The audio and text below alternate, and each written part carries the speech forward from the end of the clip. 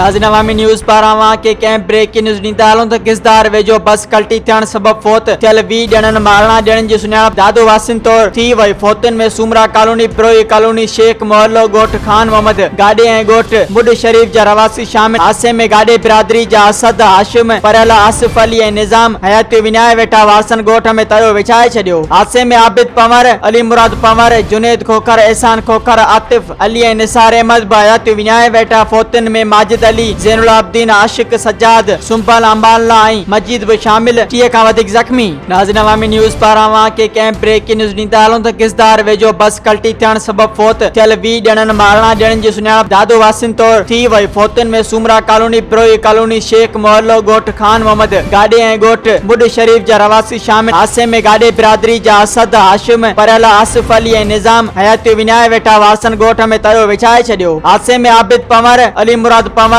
जुनेद खोखर, एहसान खोखर, आतिफ अली ऐं निसार अहमद बि हयाती विञाए वेठा। फोतन में माजिद अली, ज़ैनुल आबिदीन, आशिक, सज्जाद, सुम्पल, अंबाला ऐं मजीद भी शामिल। 30 खां वधीक ज़ख्मी।